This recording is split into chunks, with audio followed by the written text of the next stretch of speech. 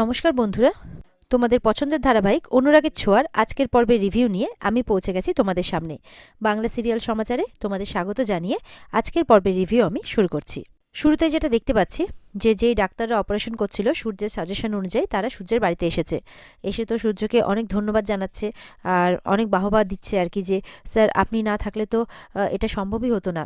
আর এত দূর থেকে বসেও আপনি একটা ক্রিটিক্যাল অপারেশনকে যে হ্যান্ডেল করতে পারেন, এটা সত্যি অবিশ্বাস্যকর ব্যাপার। সূর্যের তো যেন নিজের প্রশংসা শুনতে আর ভালোই লাগে না। বলছে যে মেয়েটার মানে ফেরার কোনো আশাই ছিল না, সেই মেয়েটাকে আপনি সুস্থ করে তুললেন। দেখা যাচ্ছে সূর্য তখন কিছু ভাবনার মধ্যে বসে গেছে কপালে হাত দিয়ে। তখন সোনা বলছে, কিছু ভাবছো তুমি বাবা? তখন সূর্য বলছে, কিছু ওষুধ লিখে দিতে হবে, সেগুলো সারা জীবন কন্টিনিউ করতে হবে। আর চেস্টে যদি কোনো ইনফেকশন হয়ও তাহলে অবশ্যই ডক্টরকে দেখিয়ে নিতে হবে। প্রত্যেক 3 মাস অন্তর অন্তর ডক্টর চেক আপ করা ম্যান্ডেটারি। সাবধানে থাকতে হবে, এই কথা জানিয়ে দেয় সূর্য। তারপর ওনারা বলছে, স্যার আপনি কেন ফিরছেন না? আপনি ফিরলে কত মানুষের জীবন উপকৃত হবে, কত মানুষ বাঁচবে। সূর্য তখন কোনো কথা পাত্তা না দিয়ে সূর্য ঘরে যাচ্ছে আর সোনাকে বলছে যে আমার কথা হয়ে গেছে, ওনাদের যেতে বলো। তখন ওনারা চলে যাচ্ছেন। ঠিক সেই সময় দেখা যাচ্ছে প্রেস থেকে লোক চলে এসেছে সূর্যের ইন্টারভিউ নিতে। সূর্য যে এত বড় একটা কাজ করেছে সেটা তারা সবাইকে জানাতে চায়। সূর্য বলছে আমি ইন্টারভিউ করতে চাই না, কিন্তু তবুও মিডিয়া বলছে ইন্টারভিউটা নিতে চায় ওনারা। ঠিক সেই সময় দেখা যাচ্ছে ওপর থেকে জয় আর উর্মি ঝগড়া করতে করতে নামছে। উর্মি বলছে, কোন মেয়ের ফোন আসছে তোমার ফোনে, বলো, আমি কিন্তু দেখেছি, আমাকে কিন্তু জানাও। এই সমস্ত কথা বলতে বলতে নিচে নেমে এসছে। জয় বলছে, আমি রোজগার করি, আমি তোমাকে কোনো কৈফিয়ত দিতে পারবো না, আমার যা খুশি আমি তাই করব। এরপর এই সমস্ত ঘটনা দেখে তো মিডিয়া বলছে, থাক স্যার, আমরা ইন্টারভিউটা বরঞ্চ কাল নিয়ে নেব। সূর্য জয়কে বলছে, ভাই এদিকে শোন। জয় বলছে, হ্যাঁ বল। বলে, কাছে আয়, এদিকে শোন। যেই জয় কাছে যায় সূর্য কষে একটা চড় মারে। মিডিয়া তো এটা দেখে আরো ঘাবড়ে যায়, বলে, স্যার আমরা আসছি, আমরা কাল আসবো বরঞ্চ। এবারে তো মিডিয়া ওখান থেকে চলে যাচ্ছে। যারা ছবি তোলার চেষ্টা করছে তাদেরকে বাড়ির লোক আটকে দিচ্ছে, মানে দীপ বাইরে যেতে বলছে, তারা চলে যাচ্ছে।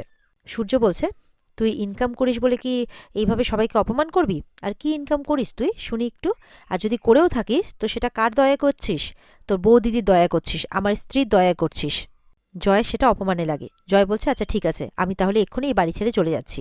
তখন সূর্য বলছে, প্লিজ গেট লস্ট। এই বলে জয় চলে যায়।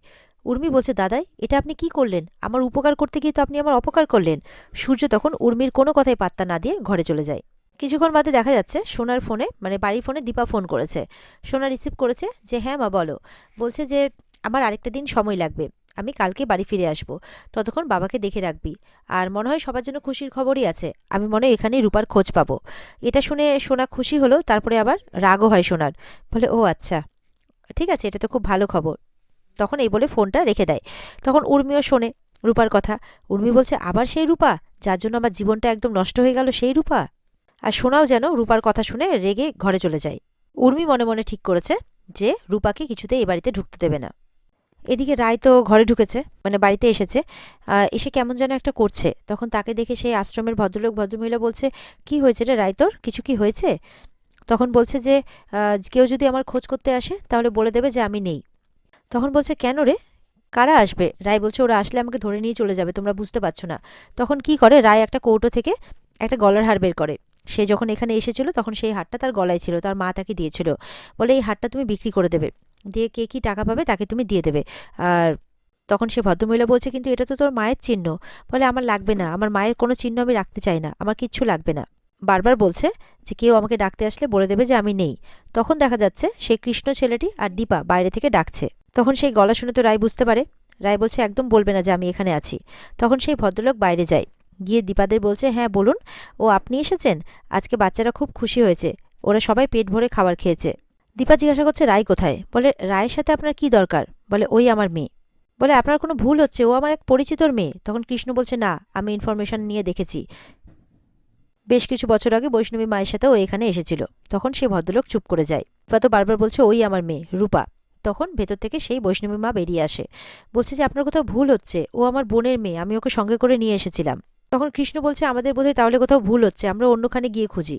তখন দীপা ওখান থেকে যখন চলে যাচ্ছে তখন বাচ্চাদের মুখে সেই গানটা শুনতে পায় বৃষ্টি থামার শেষে।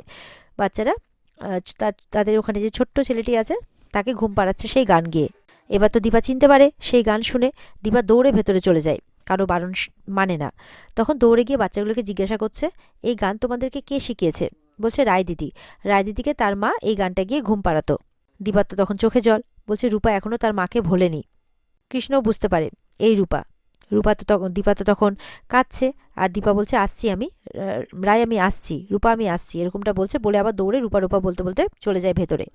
এদিকে তো আশ্রমে সেই ভদ্রলোক ভদ্রমহিলা ঠাকুরের কাছে প্রার্থনা করছে যে তুমি মা মেয়েকে মিলিয়ে দাও আজকের দিনে, রায়টা খুব কষ্ট পাচ্ছে। এদিকে আজকের এক শুভ দিনে রূপা জলে প্রদীপ ভাসাতে এসছে। আজকে নাকি সবাই মানত করে।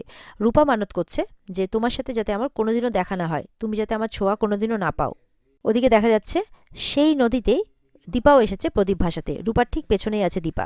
দীপা আর রূপা পাশাপাশি প্রদীপ ভাসাচ্ছে, মাঝখানে একটি মহিলা বসে আছে, সেই জন্য একে অপরকে তারা দেখতে পাচ্ছে না। দীপা প্রদীপ হাতে নিয়ে বলছে তোর সাথে আমার দেখা হলো না রূপা, কিন্তু আমার মন বলছে খুব তাড়াতাড়ি তোর সাথে আমার দেখা হবে। আমার আত্মজা, দীপা বলছে। রূপা বলছে আমি আমার মতো ভালোই আছি, কিন্তু আমি জানি যে তুমি আমার জীবনটা শেষ করে দিতে এখানে এসেছো। দীপা বলছে এই তোকে ফিরে পাওয়ার আশায় এই প্রদীপ ভাসালাম আমি। দিকে দীপা, ওদিকে রূপা, দুজনে একসাথে প্রদীপ ভাসাচ্ছে। দেখা যাচ্ছে দীপা আর রূপার প্রদীপ দুটো একসাথে গিয়ে মিলিত হচ্ছে। এরপরে প্রদীপ ভাসিয়ে দুজনে কিন্তু দুজনের মতো করে চলে যাচ্ছে। যেতে যেতে তাদের দুজনেরই ধাক্কা লাগে আর দুজনে হয়ে যায় মুখোমুখি। দীপা তো দেখেই চিনতে পেরেছে, বলছে কে তুই? তুই আমার রূপা। রূপা কিন্তু তার মায়ের থেকে হাতটা নামিয়ে নেয়, বলছে তুই আমার রূপা, তোকে কত আমি খুঁজেছি, পাইনি, আমি জানতাম তোকে আমি একদিন না একদিন পাবই। তখন রায় দীপার হাতটা ছুটিয়ে নিয়ে বলছে আপনার কোথাও ভুল হচ্ছে, আমি রূপা নই। বলছে না, তুই মিথ্যে কথা বলছিস, তুই কেন মিথ্যে কথা বলছিস? তুই ডক্টর সূর্য সেনগুপ্ত, দীপা সেনগুপ্তর মেয়ে, লাবণ্য সেনগুপ্তর নাতি, তুই তুই কেন মিথ্যে কথা বলছিস? এদিকে দেখা যাচ্ছে সূর্যদের বাড়িতে কোনো একটি মেয়ে শাড়ি পরে একদম লাবণ্য সেনগুপ্তের মতো সেজে এসেছে আর দরজায় কলিং বেল বাজাচ্ছে। আর এদিকে কিন্তু ভেতরে উর্মিরা সমানে জয়কে ফোন ট্রাই করে যাচ্ছে, জয় কিছুতেই ফোন রিসিভ করছে না। উর্মি তো খুব চিন্তা করছে, আর উর্মির মায়ের তো নাটক শুরু হয়ে গেছে, কান্নাকাটির নাটক। তখন বলছে ধরবে না ধরবে না, ও কিছুতেই ফোন ধরবে না, আমি কি ক্ষমা চাইবো? দীপ বলছে ফোনই তো তুলছে না বাবা, তো তুমি ক্ষমা কি চাইবে? তখন তো সেই মেয়েটি কলিং বেল বাজাচ্ছে। উর্মি ভেবেছে মনে হয় জয় এসছে, ওই জন্য দৌড়ে খুলতে গেছে দরজা। ওনার দীপ মিলে দরজা খুলতেই বাচ্চা মেয়েটি হুড়মুড়িয়ে চলে আসে, যেন একদম লাবণ্য সেনগুপ্ত হেঁটে আসছে।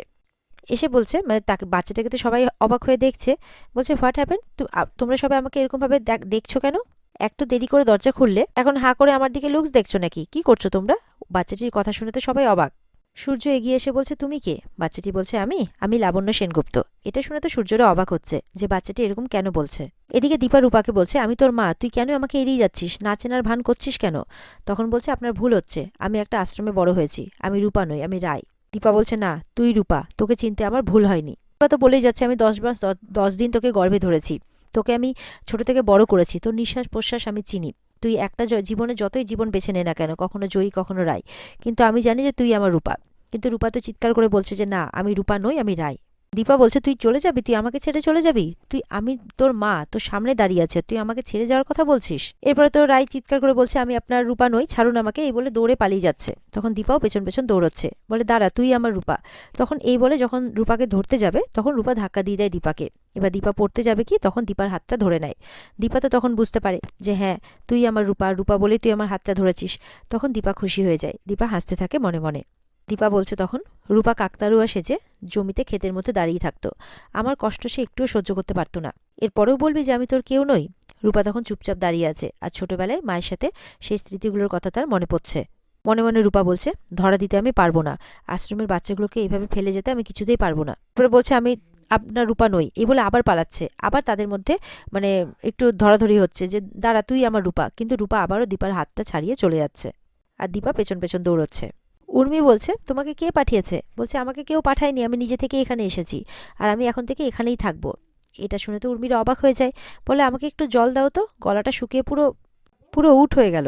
এরপরে শোনা যায় জল আনতে। এরপরে তো রত্নাদেবী বলছে এই তো খুব মুশকিল হলো, কোথা থেকে একজন উড়ে এসে জুড়ে বসলো, না না একে বাড়ি থেকে সরাতে হবে, এই যাও তো তুমি বাড়ি থেকে, এরকম ভাবে বলছে।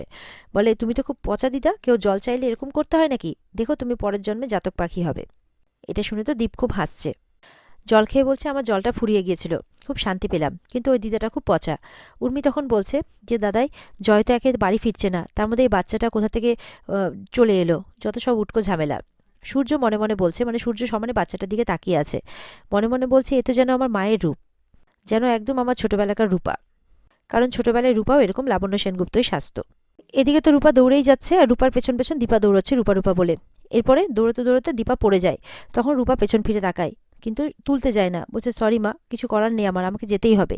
এদিকে তো দীপার পায়ে লেগেছে, উঠতে পারছে না, কিন্তু রূপা রূপা বলে সমানে কাঁদছে যে আমাকে ফেলে যাস না তুই। কিন্তু রূপা চলে যায়, আর দীপা চিৎকার করতে থাকে। তখন সেখানে কৃষ্ণ আসে। বলছে যে কি হয়েছে আপনার, উঠুন। বলছে ওই আমার রূপা, কিন্তু মনে হয় ওর কিছু একটা হয়েছে, ও কেন আমাকে ছেড়ে দূরে দূরে পালাচ্ছে, আমাকে ওটা জানতেই হবে যে ওর কি হয়েছে, ও কেন এরকমটা করছে।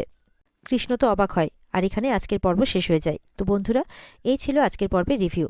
ভালো লেগে থাকলে অবশ্যই পর্বকে লাইক, কমেন্ট আর চ্যানেলকে কিন্তু সাবস্ক্রাইবটা করতে ভুলবে না। আর পর্বের ফুল এপিসোড দেখতে অবশ্যই তোমরা স্টার জলসার পর্দায় চোখ রাখবে। তাহলে দেখা হচ্ছে তোমাদের সাথে আগামীকালকে। ততক্ষণ সবাই ভালো থাকবে। টাটা।